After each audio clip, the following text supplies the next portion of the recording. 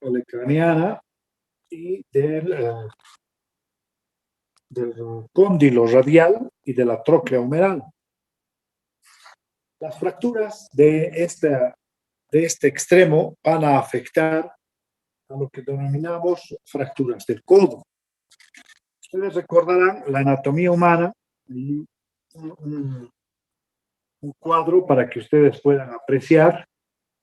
Tenemos por una parte al húmero con la paleta humeral, tenemos al radio y tenemos al cúbito, que están dispuestos de esa manera. Estos tres huesos van a constituir o van a conformar lo que conocemos con el nombre de codo, de articulación del codo. Al encontrarse estos elementos, vamos a tener que, cuando existen traumatismos directos en esta articulación, va a comprometer los extremos, tanto epifisarios que constituyen la articulación, y vamos a tener fracturas del extremo distal del húmero, del extremo proximal del radio y del cúbito. Es decir, que esta va a abarcar a todo este componente que viene a ser, por una parte, el húmero, por otra parte, el radio, y por otra parte, el cúbito. Y estos tres componentes van a dar lugar a las fracturas del codo o fracturas del extremo distal del húmero, que ustedes quieren.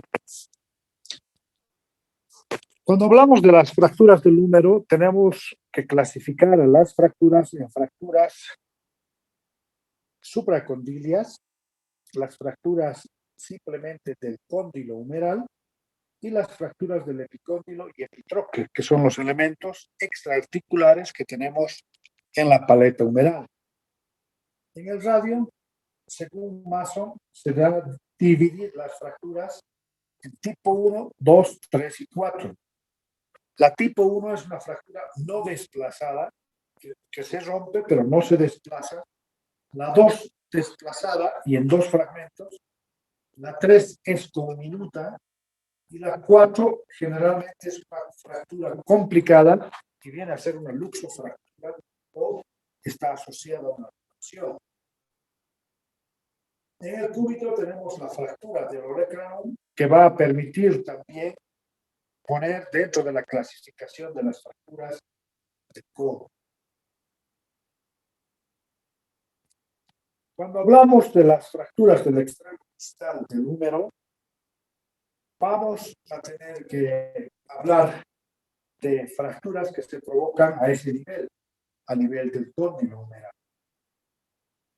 Entonces, nosotros vamos a tener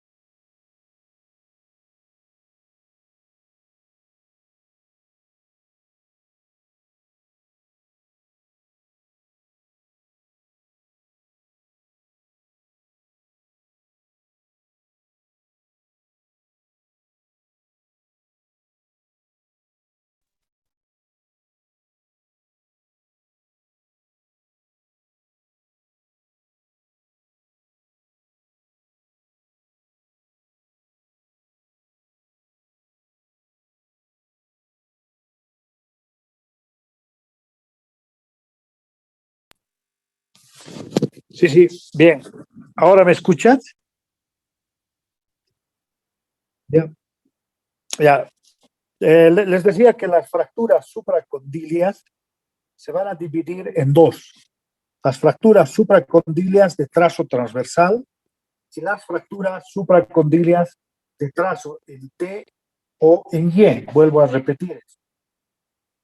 Estas fracturas, como su nombre indica, voy a hacer nuevamente el esquema que seguramente no me han escuchado. Más o menos así tenemos el esquema. La fractura transversal es aquella que está así, como su nombre indica, transversalmente. La fractura en T es aquella que viene así, como una T, como ustedes pueden apreciar. Y la fractura en Y es aquella que viene así, ¿no? Como una Y, ¿no es cierto? Entonces, este tipo de fracturas se provocan en las fracturas supracondilias. Según la clasificación de Kocher nos dice de que en extensión de la mano, del antebrazo, se provoca un 95% de las fracturas y simplemente un 5% en la flexión del codo.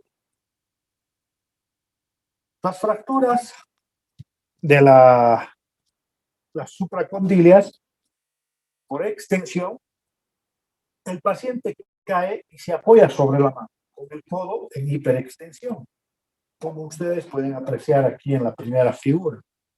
Y en la flexión, las fracturas por flexión son aquellas que cuando el paciente flexiona el codo y cae sobre el codo que se encuentra en extensión. Estas fracturas son las menos frecuentes. Generalmente en extensión, como ustedes ven, va a provocar la fractura supracondilar. Y también en este caso, en flexión. Esto es muy importante para poder realizar el tratamiento, ya sea quirúrgico o ya sea conservador, como vamos a ver más adelante. Existe una clasificación de Garland que la divide en Garland 1, Garland 2 y Garland 3. Como ustedes pueden apreciar, la Garland 1 es una fractura no desplazada. Esta puede ir bien con un yeso. En la Garland 2 hay una continuidad cortical posterior, pero hay un desplazamiento en la cortical anterior. Y en la Garland 3 está desplazado completamente. Voy a marcar. Aquí tenemos la fractura. Esta fractura no se ha desplazado. Entonces, esto puede hacerse un tratamiento de tipo conservador. En la Garland 2, la cortical posterior está sana, pero aquí se ha abierto. Y esta apertura no nos garantiza de que se desplace. De ahí que el tratamiento va a tener que ser quirúrgico. Y también se puede colocar unas agujas de tipo Kirchner, o a veces tenemos que utilizar una placa. Y en el grado 3, como ustedes verán, está totalmente desplazado los dos fragmentos. El tratamiento, por supuesto, que va a ser enteramente de tipo quirúrgico. Entonces, de acuerdo a eso, Garland lo ha clasificado de esa manera. En el tratamiento debemos tomar en cuenta lo siguiente. El tratamiento debe ser una reducción ortopédica lo más estable posible y en fracturas con desplazamiento mínimo o no desplazada se hará el tratamiento de tipo conservador.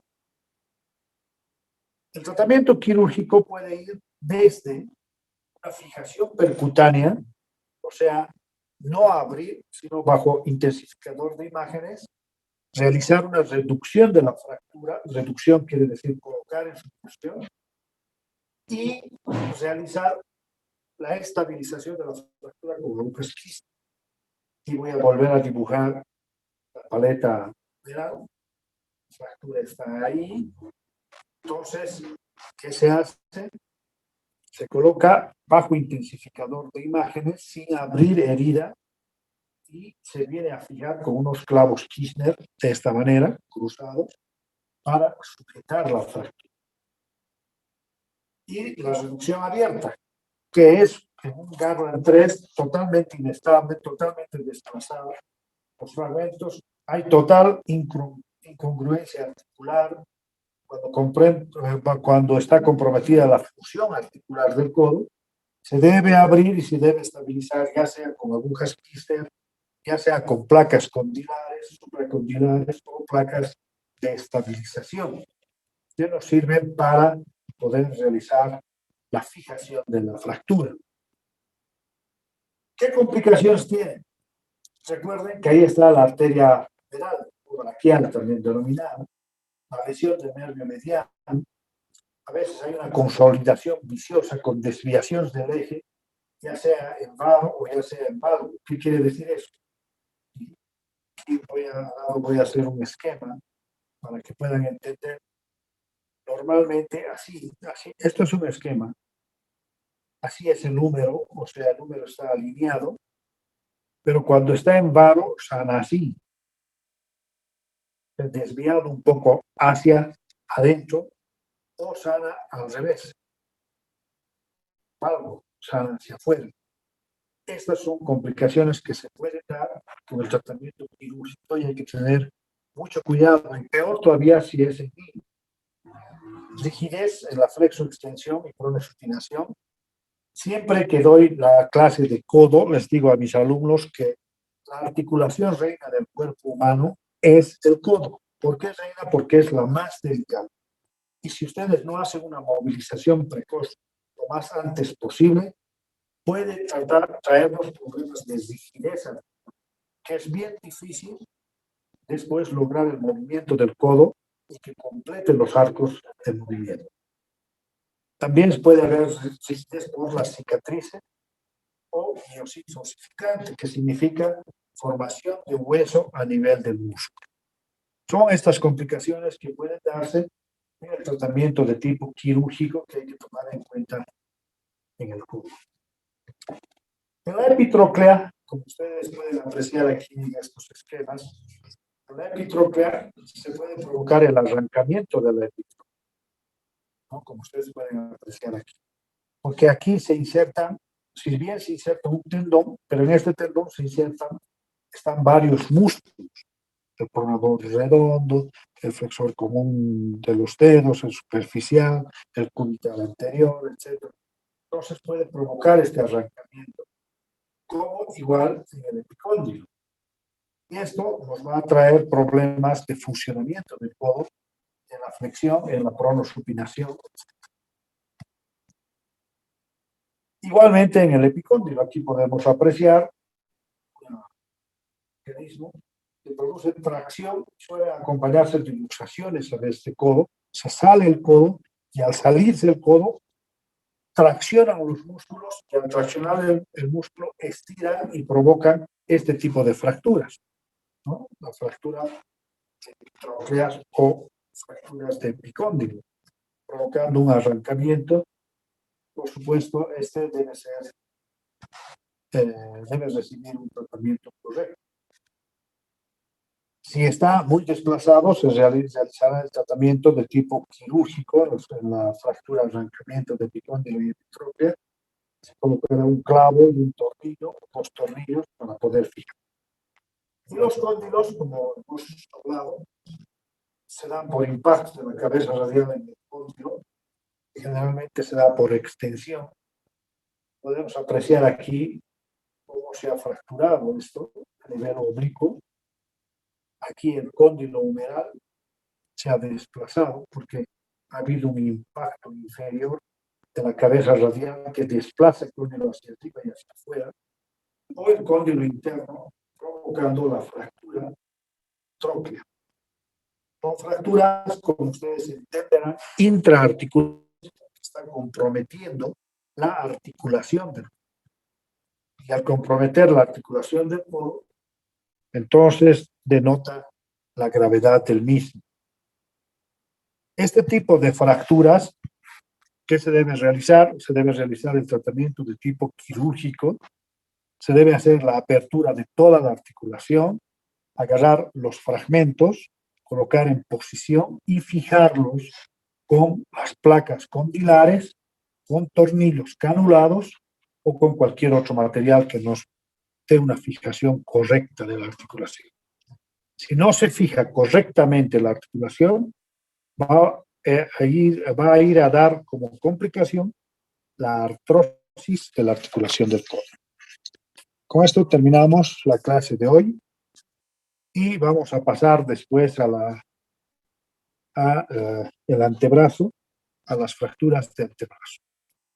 Muy buenas tardes, que tengan un excelente día. Hasta luego, doctor. Gracias, doctor. Hasta luego, doctor.